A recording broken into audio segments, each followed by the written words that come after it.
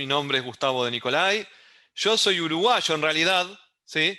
Yo soy uruguayo, vine para Argentina a los 19, casi 20 años por una beca a estudiar informática y ya hace 31 años que vivo acá en Argentina. Por eso mi acento, he perdido completamente el acento uruguayo y tengo acento argentino completamente de Recoleta, por decirlo de alguna forma, ¿sí? Bien. Déjenme contarles qué es lo que va a estar hablando.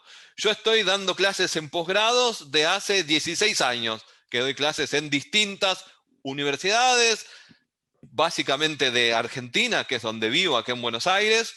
He dado a veces en Uruguay, algunos años en Uruguay algunas materias, en Paraguay he dado algunas clases, siempre en posgrados, en maestrías de ciencia de datos, cuando esto se llamaba originalmente data mining. Cuando yo empecé con este tema, muy poca gente se dedicaba en el Río de la Plata. Cuando digo muy poca gente, es menos de 20 personas en todo el Río de la Plata se dedicaba a esto, ¿sí? Y en el mundo había empezado hacía 4 años el tema este del data mining, digamos. No el análisis estadístico de datos, sino el nombre data mining y la mezcla más de informática con análisis estadístico. ¿Sí? Pero éramos muy poquitos en el Río de la Plata hace ya más de 20 años de esto.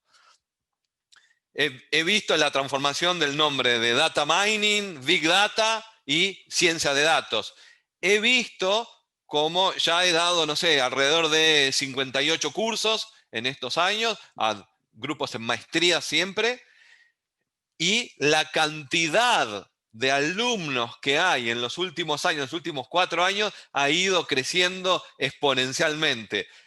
Todos los años nuevas universidades empiezan a dictar maestrías en ciencia de datos. De hecho, en ORT ya hay 2, una en ingeniería y una en ciencias sociales, digamos. Y se van incorporando nuevas universidades. Acá en Argentina, por año, hay 2, 3 universidades que incorporan alguna maestría en ciencia de datos o en analítica. Y en algunas universidades ya pasa como en ORT, que distintas facultades tienen orientaciones distintas de ciencias de datos y dictan cursos en paralelo, donde en los de ingeniería hay más para programar, en los de sociales está más orientado a los negocios, ¿sí? Pero esto ha ido creciendo en forma exponencial en el último tiempo, en los últimos 4 años. De hecho, se ha vuelto tan popular como uno diría las neurociencias. O sea, vean, de los 1.800 alumnos que yo he tenido, veo chicos de 23 años, recién egresados, ¿sí? Ya hay hasta algunos de 22, ¿sí? Que dicen, mira, yo no estoy muy convencido de lo que voy a hacer, pero la ciencia de datos es algo que se mueve mucho ahora y parece algo interesante, que tiene futuro, la inteligencia artificial y todos esos temas, para dedicarme los próximos 25 años de mi vida profesional.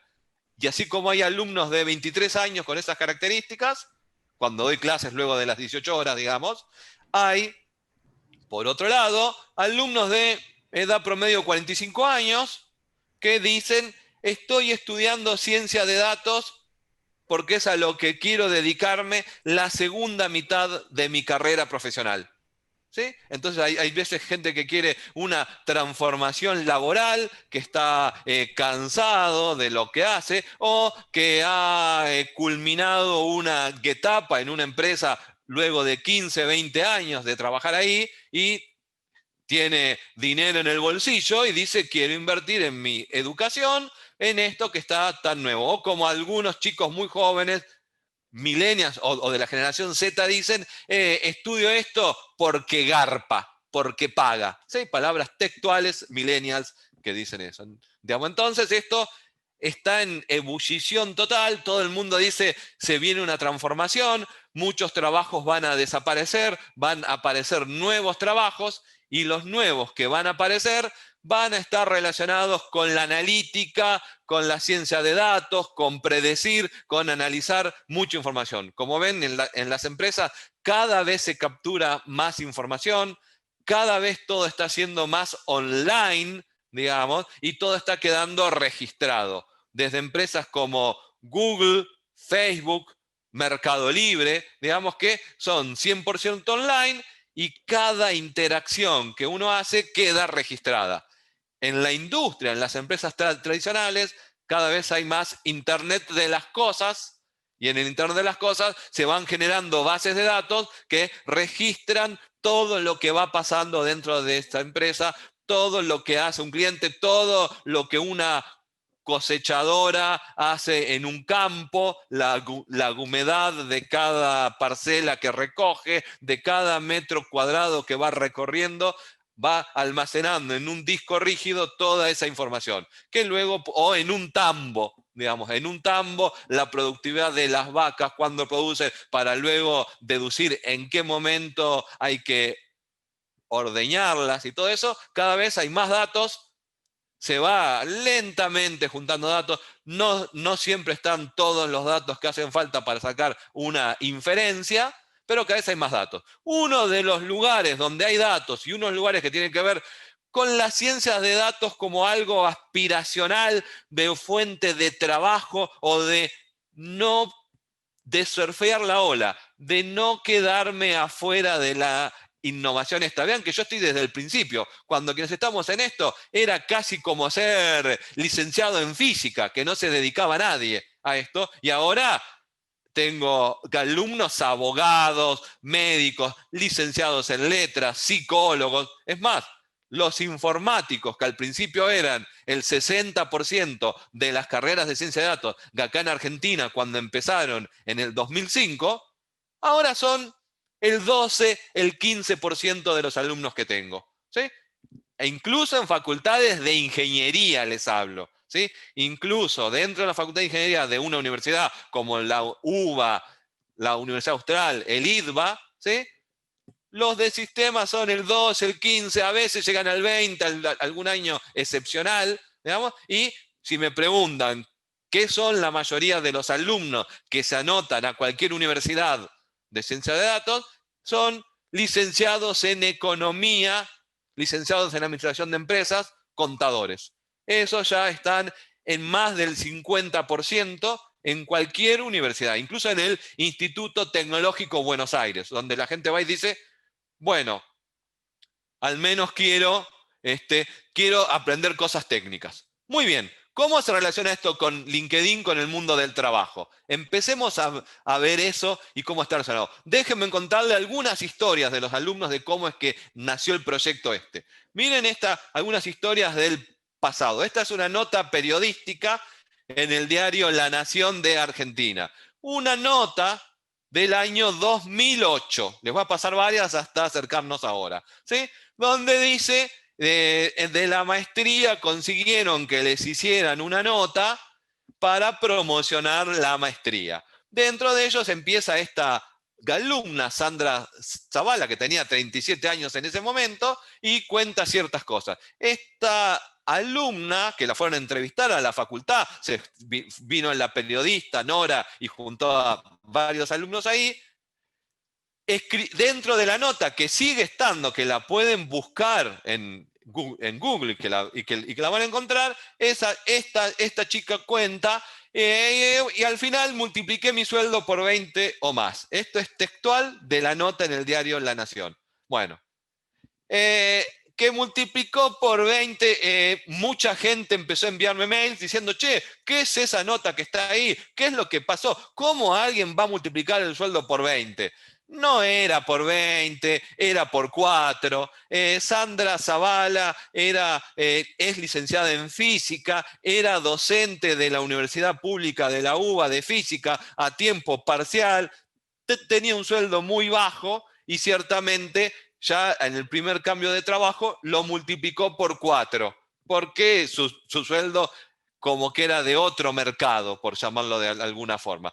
Sin embargo, esta chica consiguió que la cantidad de alumnos de un año al otro se casi duplicara. Ese fue el efecto Sandra Zavala en la curva. Vean en esta curva de la cantidad de alumnos que hay, que solamente este año, el 2020, se ha superado la cantidad de alumnos que generó el pico de ese año.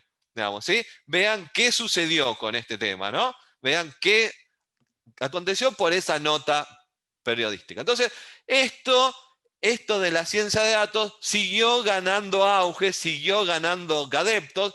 Empezó la inteligencia artificial, se empezaron a conseguir muchos logros en el área del reconocimiento de imágenes, en los autos que se manejan solos, como un Tesla, y el Harvard Business Review saca una nota que dice que ser científico de datos va a ser la profesión más sexy del siglo XXI, donde todo el mundo va a tener trabajo. Y entonces se empieza a retroalimentar el ciclo de voy a tener más trabajo, más gente se va inscribiendo, más científicos de distintas ramas vienen al tema y se va haciendo cada vez más popular y se va formando una bola de nieve positiva, por cierto, en todo el tema Vean qué sigue pasando acá en Notas de Buenos Aires. ¿Sí? Esto es del 2017, del diario Infobae, donde habla de por qué es la carrera más sexy, por qué hay 100% de empleo. Vean esto. En informática hay 100% de empleo desde que soy chico yo. Digamos, desde que iba al liceo ahí en Montevideo, ya había 100% pleno empleo en informática. Durante las distintas crisis que hubo en los países, siempre hubo 100% de empleo. Pero en otras carreras esto no es así. Vean, por ejemplo, cuando viene un psicólogo o cuando viene un licenciado en letras y se mete en el mundo de la ciencia de datos, tienen sueldos de otra categoría, mucho más bajos, no suelen ser contratados por las empresas, suelen tener empleos académicos y pueden dar un salto muy grande si se meten en el mundo privado con la ciencia de datos.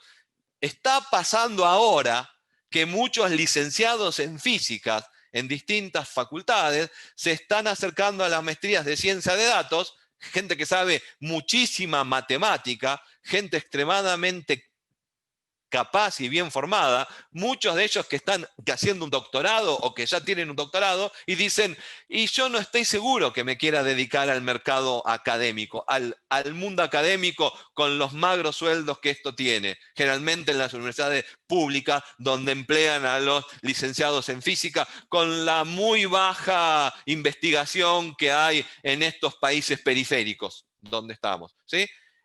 Entonces dan el salto a la ciencia de datos, digamos, ¿sí? Esto que va a ser el trabajo más sexy del siglo XXI, no es así, es un trabajo de, como yo lo llamo, de pico y pala, de mucha atención al detalle, de estar atrás de muchos de los datos, viendo cada detalle, cada dato, de dónde viene, por qué pasa, digamos. Entonces, para nada tiene esa aura de sexy, es falsa. Digamos, sexy son marketing es sexy. La ciencia de datos no es algo sexy. Digamos, es muy debajo, es muy estar en el detalle total. ¿Sí? Y que un número que esté mal implica días de analizar de dónde viene el error y cómo corregir eso. Digamos, ¿sí? Bien.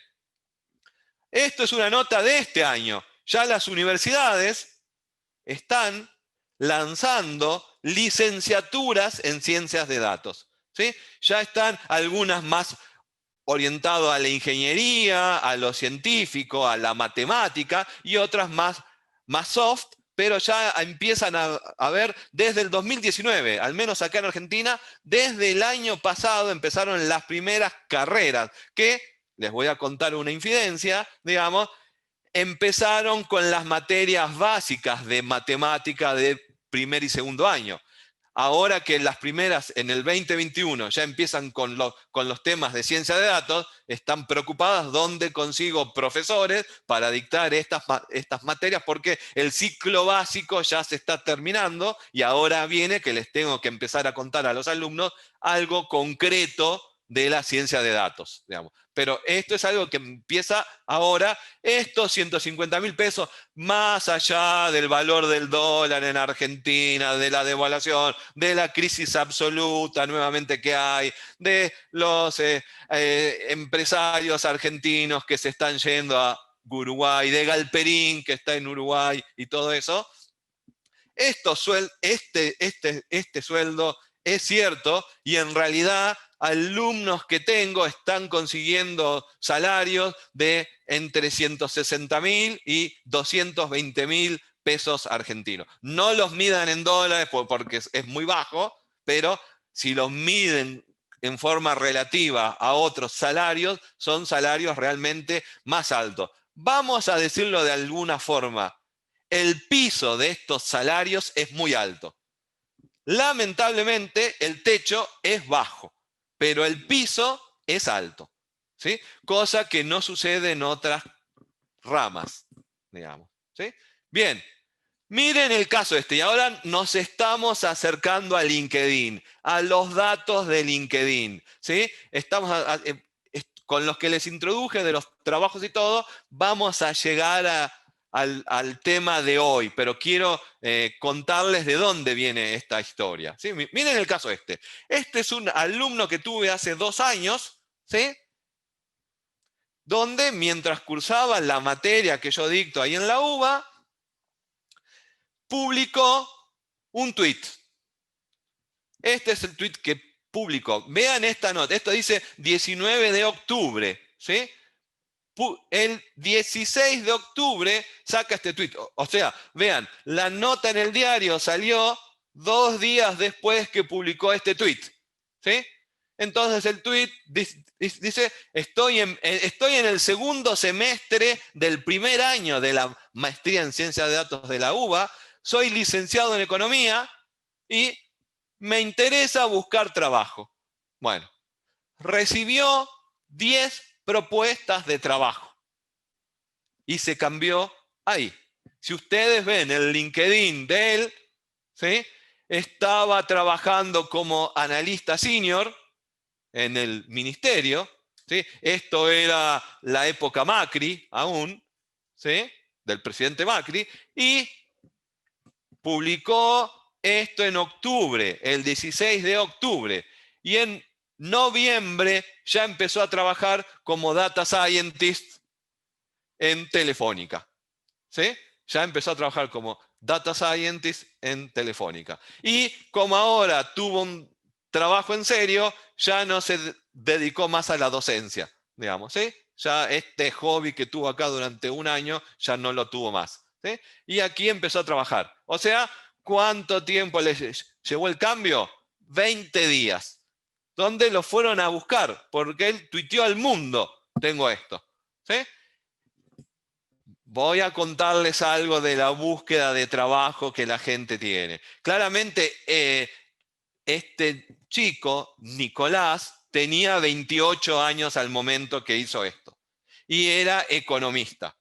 Algo que sucede no solo en Argentina, sino en el mundo, es que los sueldos de informática son más altos que los sueldos de economista. O sea, si uno ve quiénes son las personas que primero consiguen trabajo de los que están cursando un posgrado en ciencia de datos, son los que no vienen de informática. Porque a los que están en informática ya tienen salarios relativamente buenos, el resto tiene salarios más bajos, el que está queriendo hacer investigación o algo tiene paupérrimos directamente y son los que son más fáciles de contratar por el mercado laboral.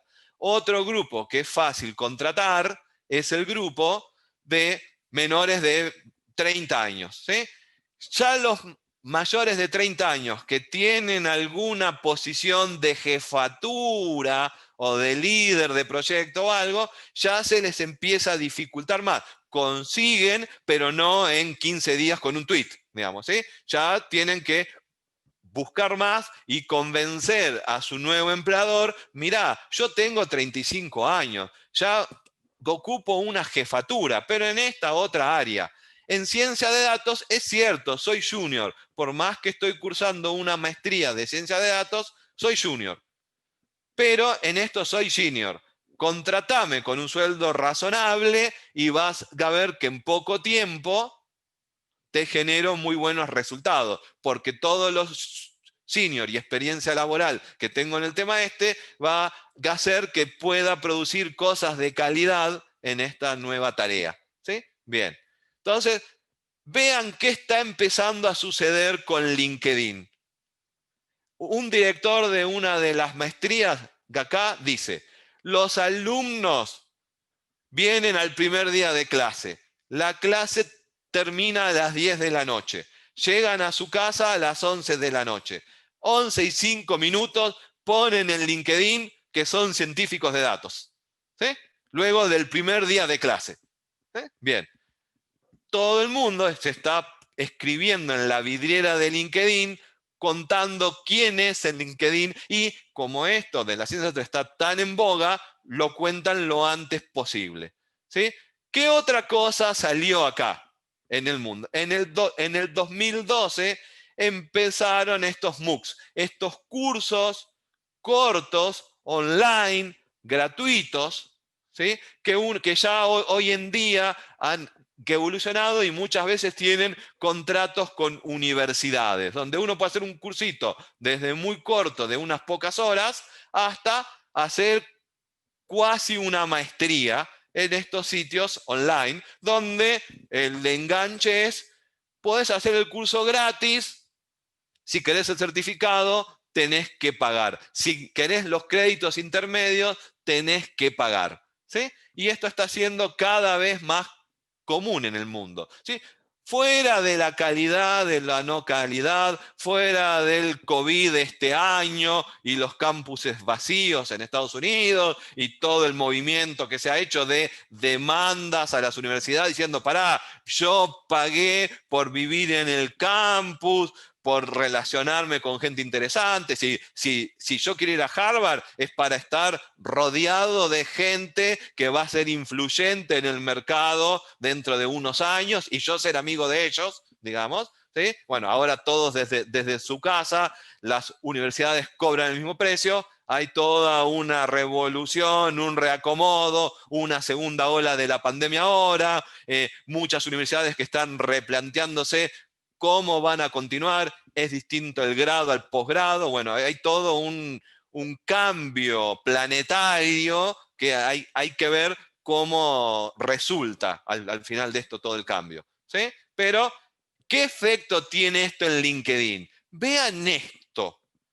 Yo para poner que hice una licenciatura, una ingeniería, una maestría, tengo que esperar muchos años. A ver, si yo fuera a escribir a lo de posgrado, dice, ¿cuánto puedo poner en mi CV si no soy un académico? Y puedo poner 3 cosas, porque me llevó 5 años hacer una, 2 otra y 2 otra, digamos. Yo, salvo que sea un académico que me lleno de títulos, digamos, uno suele poner 3 cosas. El grado que le llevó 5 o 6 años hacerlo, y de otros 2 o a veces 3 más no, porque lleva mucho tiempo. Claro, ¿qué empieza a pasar con estos cursos cortos o estas certificaciones?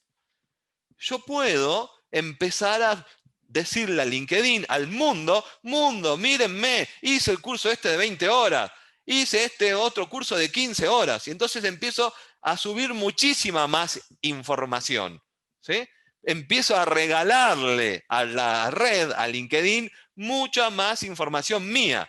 Información que uno la puede analizar luego y sacar conclusiones de esto. ¿Sí?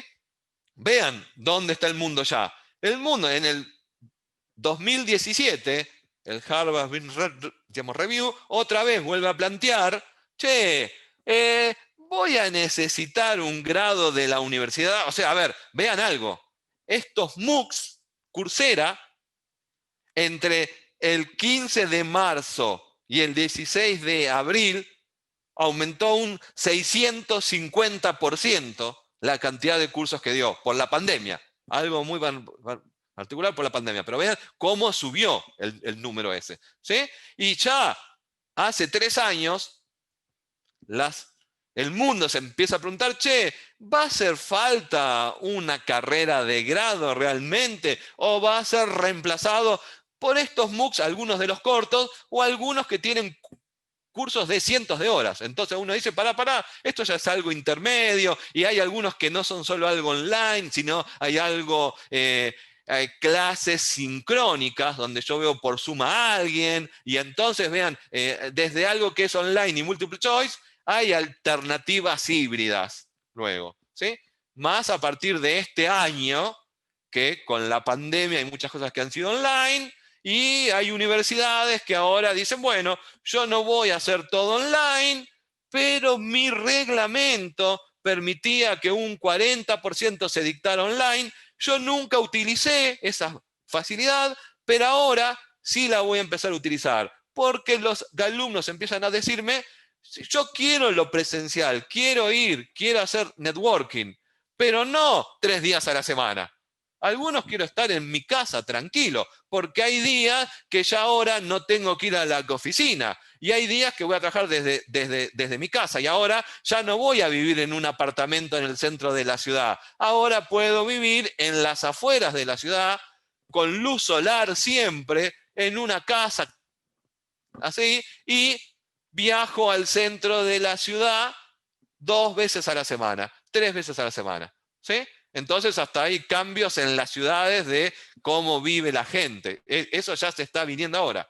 Esto siguió avanzando, ¿sí? Miren acá, este es el caso. Una alumna que tuve en una maestría de ciencia de datos hace 11 años, su hija se graduó luego, ¿sí? Y me han pedido recomendación de qué curso puede hacer. Esta chica Agostina es licenciada en economía y ya hizo un curso de programación en R, que es un lenguaje para la ciencia de datos, ¿sí? ¿Y qué pasa ahí? Un conocido de ella que está trabajando en Wallah, este nuevo unicornio que se está viniendo ahora, ya le está diciendo, mira, porque conozco el caso de este, Agostina, cuando hagas los 3 cursos que te faltan, ya no quiero que sigas trabajando en Visa, en Prisma, donde estás trabajando ahora. Quiero que trabajes conmigo en Wallah. ¿Sí? Ya le está diciendo esto. O sea, sos licenciada en economía de una universidad de Gelit de Buenos Aires, qué sé yo, pero hacete estos cursos para poder hacer ciencia de datos que te traigo a trabajar conmigo.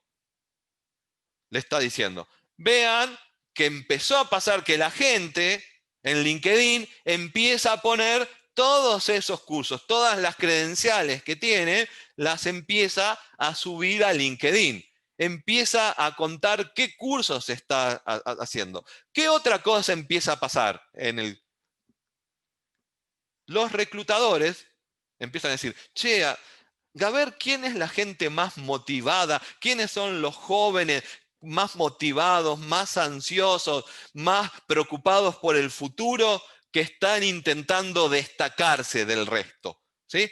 ¿Quién está intentando hacer una diferencia? ¿Quién está aprendiendo cosas que son buscadas por las empresas ahora, que por ahí no le fueron dadas en su carrera de grado? A ver, Agostina es recién graduada. Agostina está graduada de diciembre del año pasado e hizo el curso de R en agosto de este año. ¿Sí? Es una chica de 23 años, Agostina. Pero, claro, los programas de las universidades por ahí no tienen todos estos skills medios particulares que hacen falta para las nuevas cosas. Yo pongo el caso de ciencia de datos porque está muy en boga ahora, pero hay otras ramas donde hay muchos cursos que se ofrecen para esto. Vean este otro caso. Este caso es de este año, 14 de julio del 2020, ¿sí? De este año. ¿Qué dijo Google? Google dice, necesito programadores, necesito gente técnica, ingenieros, gente que programe, gente de ciencia de datos, gente que haga analytics, todo. A nivel mundial, aunque voy a la India, a todos lados, la cantidad de personas que me están llegando no alcanza a satisfacer la demanda que yo tengo. Yo podría hacer más dinero si tuviera trabajando más gente técnica conmigo. ¿Saben qué? ¿Quién es el limitante? ¿Quién me pone el palo en la rueda? Las universidades, dice. Entonces, Google dice, bueno, yo voy a sacar unos cursos y tengo salarios excelentemente buenos, $93.000, como dice acá, hay que ver en qué ciudad, digamos, ¿no? Es distinto en el Silicon Valley que en otros lados. Y dice, si vos tenés algunos de mis cursos largos, digamos, si tenés algún curso serio de estos, yo te contrato y no te exijo un título universitario. ¿Sí? Y esto ha causado muchísimo revuelo en el mundo. Piénsenlo más en la educación en Estados Unidos, donde generalmente tiene costos muchísimos más altos de los que hay acá en el Río de la Plata, digamos, ¿sí? En todo sentido, son mucho más altos los costos en Estados Unidos de la educación. Pero ya Google, y además Google, digamos, que es la empresa que del mundo, 2, 3, digamos, ¿sí? Ya saca esto, digamos, diciendo, hagan estos cursos. Entonces, miren, este es un chico acá de Buenos Aires, ¿sí? Data Engineer, algo relacionado con ciencia de datos. ¿Sí? Miren, ya está. Tiene el certificado Professional Data Engineer. Esto no es un cursito corto, este es un curso largo, Professional Data Engineer, y es de estos que Google llama, para mí Google, esto vale, como es un curso que yo lo hice y yo lo dicté, y yo te medí en este curso, te evalué en este curso, para mí este curso vale junto con otros como un título universitario. ¿Sí? Por supuesto que hay un debate académico, vieron que todo esto está basado en ciencias duras, en matemática, en estadística, y hay todo un tema, un debate académico, pero todas estas skills cambian muy rápido. A los 3 años ya no se usa esto. ¿Realmente estás formando bien a alguien si le enseñás algún software? Y no es algo superfluo eso, y lo que hay que enseñar son las bases, son los fundamentos para que alguien tenga las herramientas cognitivas para poderse adaptar a las nuevas tecnologías que cambian cada 3 años, digamos, ¿sí? Hay una disputa entre, estos certificados no es para conseguir mano de obra rápida, pero realmente los que están inventando digamos, las cosas son gente con un doctorado que fue a la educación tradicional, digamos, ¿sí? Hay todo un debate mundial, digamos, por el tema ese. Pero vean esto, Alex, acá, de Buenos Aires, sube su certificado. Este certificado yo lo imprimí de LinkedIn, ¿sí? Esto es de LinkedIn. Él subió esto a LinkedIn, ¿sí? Entonces, ¿qué está pasando ahora? Cada vez hay más certificados, más cursos hasta tan chicos como este que les muestro ahora. Miren el curso este. Esto dice, hice un curso de estadística para Machine Learning con Python de 2 horas de duración. Y hay gente que ya sube a Internet, porque esto fue el alumno, un argentino que subió esto, que hizo el primer curso. Este es como el curso de enganche para otros cursos. Es más, donde hizo el curso este es gratuito. Es muy valiente desde mi humilde punto de vista, Juan Ignacio, para subir a LinkedIn un curso gratuito de 2 horas de duración. ¿Eh? Es un almuerzo largo, 2 horas, digamos, ¿no? Es un rato que miro un paper, se pasaron 2 horas. Intento ver una parte, 2 horas. Eso da para poner un curso. Bueno, hay que ver la formación de Juan Ignacio, hay que ver varias cosas, hay que ver qué otros cursos tiene, hay que ver cómo se posiciona psicológicamente frente al trabajo, qué significa el trabajo para él, qué aspira él, si está en un cambio profesional, que está desconforme con lo que hace y quiere ir para otro lado, pero véanlo desde este punto de vista. Véanlo desde el punto de vista de los datos. Gracias, Juan Ignacio, por darme tanta información en LinkedIn. Te lo agradezco mucho, Juan Ignacio. Antes, Juan Ignacio, si tiene que subir una licenciatura, tiene que dedicarse 5 años de su vida y sube un solo ítem. Una maestría, 2 años. ¿Saben cuántos dado que Juan quiere mostrarse mucho, ¿cuántos cursos de esto? Es cierto, uno de 2 horas es muy chico, pero cuando haga de 20 horas, ¿cuántos cursos de 20 horas va a subirme en un año Juan Ignacio? Muchísimos cursos. Eso es oro en polvo. Él me está dando oro en polvo en LinkedIn, digamos, ¿sí? Esto me está dando oro en polvo en LinkedIn, porque pasamos de algo donde uno tenía pocas transacciones, donde era muy rígido el CV, donde yo tenía 3 cositas en educación y algunos trabajos que iba a tener. Y más vale que no cambiara mucho, porque si rotaba mucho en los trabajos, iba a ser mal visto por el nuevo empleador, porque el nuevo empleador decía, para, ¿cómo que cambias de trabajo cada 6 meses? Yo no te voy a contratar, digamos, ¿sí? Pero claro, vean que entonces en el currículum de LinkedIn se ponían pocas cosas. Claramente un chico junior de su primer trabajo lo recontra completaba con cada detalle que, digamos, hizo para inflarlo un poquito, porque a los 23 años uno puede poner pocas cosas, ¿sí? Pero sí ponen los cursos de inglés que hizo, todo, pero bueno, al menos que en la educación tenga, si no puedo tener en la qué experiencia en educación quiero tener. Pero esto es oro en polvo. La aparición de estos cursos cortos de, en promedio, 20 horas, es maravillosa. Que la gente quiera subir un certificado da mucha información a quien quiere contratar algo, a quien quiere cambiarse de trabajo o al que quiere analizar estos datos.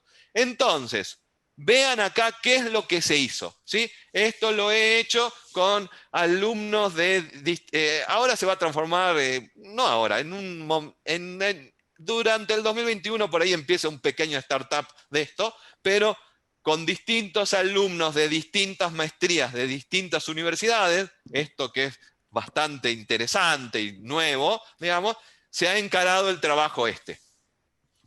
Como son tesis, cada uno hace un modelo predictivo distinto, que son los que les voy a contar ahora. Pero básicamente es esto. Bajarse datos de LinkedIn, ¿sí? No es nada fácil hacer el web scraping de LinkedIn. LinkedIn tiene una base de datos privada, él la explota, ¿sí? Pero no quiere que el resto se baje datos de LinkedIn. Entonces pone muchísimas trabas informáticas para que uno se baje en forma masiva currículums de LinkedIn. Detecta muy rápido si hay un robot bajándose datos y bloquea, ¿sí? Entonces piensen que nadie quiere poner su cuenta de LinkedIn para bajar datos que se la bloqueen. Si uno crea una cuenta nueva, LinkedIn se da cuenta que es nueva y no la deja consultar cosas. Vean que hay muchas dificultades en bajarse datos. Para que tengan una idea, uno con la cuenta propia solamente puede ver aproximadamente 80 perfiles de LinkedIn por día, con una cuenta básica de las que son gratis, ¿sí?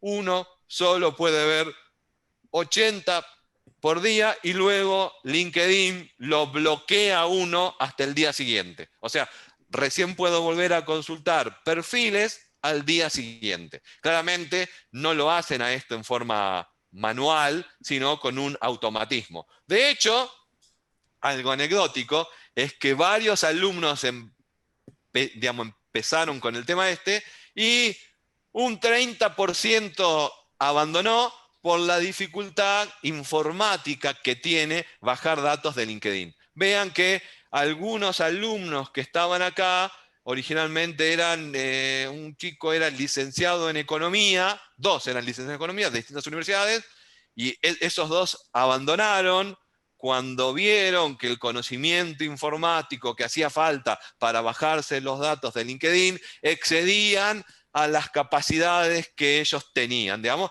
que ya han terminado en las maestrías, ya hicieron 2 años, digamos, pero bueno, digamos, uno en 2 años aprende más cosas de ciencia de datos y no tantas de estas más informáticas, que es el web scraping de bajarse datos. Aunque hay funcionalidades en R o en Python que lo hacen automáticamente, como LinkedIn no te los quiere dar a los datos y te pone tantas trabas, uno tiene que empezar a escribir código y código alrededor que dificultan esa bajada de los datos. ¿Sí?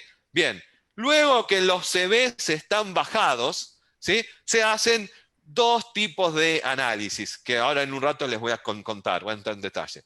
Uno es, se extraen ciertos features. Yo quiero saber de la persona esa, vean al CV como un documento de texto en principio, ¿sí?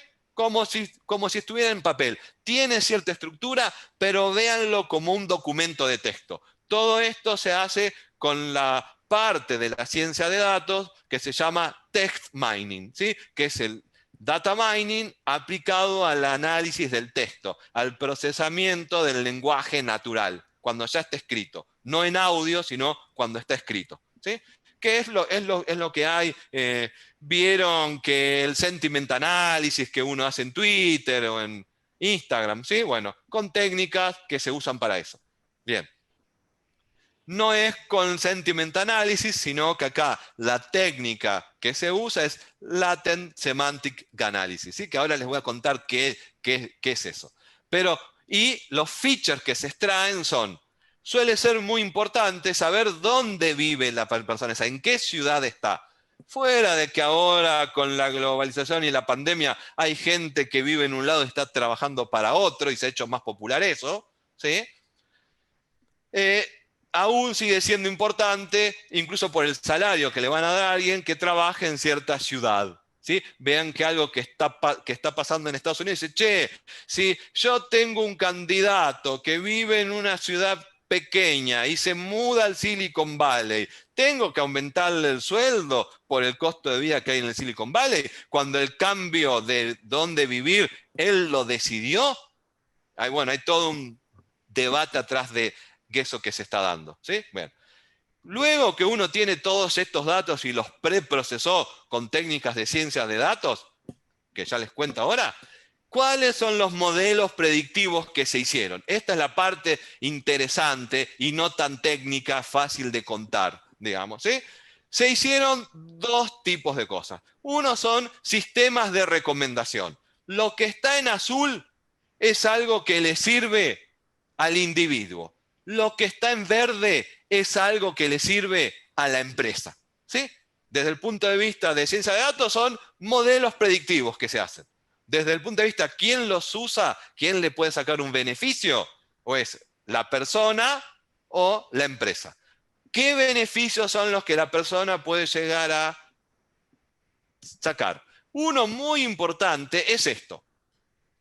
Un feature que se extrae de los CVS, en qué ciudad vivís, intentar calcular tu edad, ¿sí? Viendo, hay gente que pone la educación secundaria y en la educación secundaria todo el mundo sale a la misma edad, entonces uno puede deducir la edad que la persona tiene, digamos, especialmente para los candidatos jóvenes, ¿sí?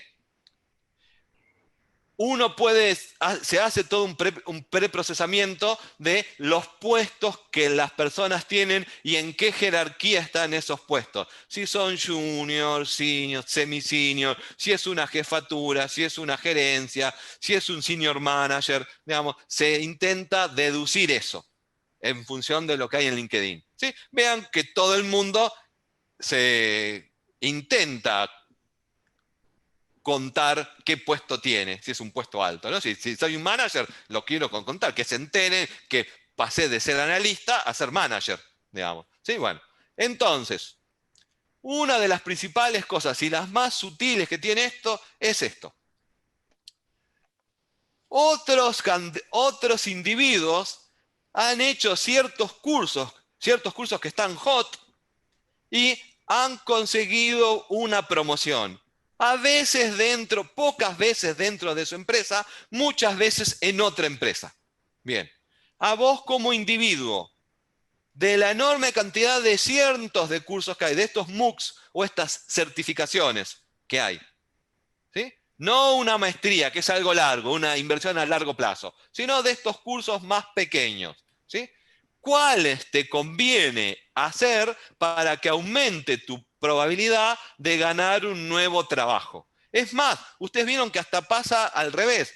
como que la gente está diciendo, hacé tal curso que te contrato, como pasaba con Agostina para llevarla a Wallah, digamos, ¿sí? Le dice, mira, gacete estos 4 cursos de 30 horas cada uno, 30 horas de clase que te lleva más horas de práctica, digamos, y yo te contrato, Agostina. Pagá el derecho de piso en la otra empresa y cuando cuando sepas esto, ya vas a hacerme útil al puesto que tengo pensado para vos, digamos. Entonces, esto es para una recomendación para individuos. Mirá, vos que tenés tal perfil, gente con un perfil parecido al tuyo, que hizo estos otros cursos nuevos, que están calientes ahora, donde caliente significa que de alguna forma los reclutadores o las empresas los ven como valiosos para contratarte. Si vos haces el cambio ese, vas a ascender en la escala, vas a subir un escalón, sea donde estés ahora. Vas a subir un escaloncito. ¿Sí? Bien. Eso es muy interesante, ver los early adopters. Piensa en esto, en el ciclo de vida de los cursos hay alguna gente que es el early adopter, que es que lo adoptan al principio, que tienen más afinidad con eso, y cuando esa curva de adopción que tiene forma de una S, estoy en la primera parte que no es exponencial, que no tiene un crecimiento exponencial. Bueno, el tema es detectar a esos early adopters de cursos que consiguen aumentos de puesto laboral para recomendarle a otros, che, mirá, los más avanzados hacen estos cursos y están subiendo. Te conviene hacer estos cursos. Porque cuando un curso se vuelve muy popular, ya no es una diferencia, ya no es algo que me diferencie de otras personas. Me conviene hacerlo al inicio. ¿Sí? Bien. Otro tema que hay. Trabajos. En LinkedIn se postean trabajos. LinkedIn tiene un algoritmo que hace un matching entre un trabajo y el candidato. ¿Sí? Bueno, ¿qué trabajos de los que se están ofreciendo en LinkedIn puede llegar a servirte? ¿Sí? Que esté, vamos a decirlo más matemáticamente, que lo que piden en ese trabajo esté cerca de lo que es tu currículum en LinkedIn. Que haya poca distancia entre esos dos vectores de características. ¿Sí? Y la otra sistema de recomendación que hay es decir, mira, vos por tus características como individuo, creo que trabajarías muy bien en esta empresa.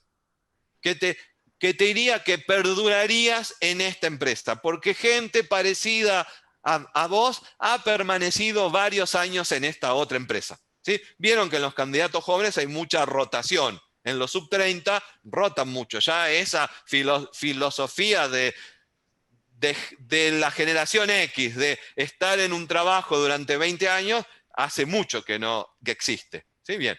El dual de a vos como candidato serías muy feliz si trabajás en tal empresa, el dual es este. Vos que sos empresa, te convendría contratar a este candidato. Esto es para la empresa en verde, para el candidato en azul, pero es parte del mismo sistema de recomendación. ¿Sí? No necesariamente es que el candidato está buscando trabajo o que la empresa está con un posting de un job, ¿sí? No necesariamente pasa esto. Esto como que te busca y te dice, te conviene hacer esto. Vean que la dificultad de esto es bajarse los perfiles de LinkedIn. Y lo otro que pasa, y esto es muy interesante que ha salido de los análisis, es esto. Miren algo que pasa. A los de ustedes que tengan empleados, miren qué pasa.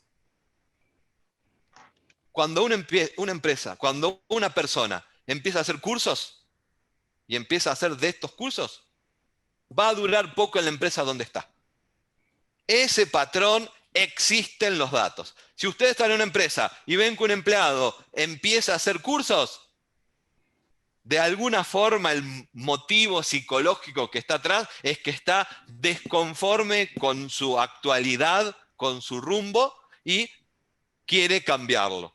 Y generalmente las empresas no son buenas dándoles oportunidades a sus ya empleados, entonces esa persona suele irse. Un indicador trivial que sale acá es que el que empezó a buscar, a ver, en las maestrías pasa, a ver, yo dicto una materia generalmente que está en el segundo semestre del primer año, que es cuando los alumnos se cambian de trabajo. Los sub 30 llega octubre y se empiezan a cambiar de trabajo. Uno los ve y están, es más, les empiezo a dar clases en agosto y dice, profesor, el primer día, mire, estoy en entrevistas por esto. Yo sé que solo hice un semestre. ¿Qué me recomienda? Y sé que su materia trata de otra cosa. ¿Qué me recomienda leer para ir mejor preparado a las entrevistas que tengo? Al mismo alumno que le veo el primer día de clase en agosto, le vuelvo a preguntar al mes, che, fulano, ¿qué pasó con tal cosa? No, ya estoy en el trabajo nuevo. Gracias por lo que me recomendó, que me sirvió para pilotearla en la entrevista, dicen. ¿Sí? Bien. Entonces, ¿qué es el Latent Semantic Analysis? ¿Sí? Yo tengo básicamente muchos documentos. Los documentos tienen palabras. Que a través de eso yo creo una matriz de documentos que son las columnas y palabras que son las filas. ¿Sí? Esa es una matriz. La intensidad es cuántas veces aparece la palabra esa en el documento ese. Este es un ejemplo de LinkedIn que les traje acá. Sí, bueno, esto es una matriz con transformaciones de álgebra lineal. ¿Sí? Calculo los autovectores y los autovalores. Los autovectores de estos es lo que se llama el concepto. Encuentro varias palabras que están unidas entre sí y que son un concepto. ¿Sí? Los documentos, en el caso nuestro, ¿qué cosas son? Los CVs de LinkedIn.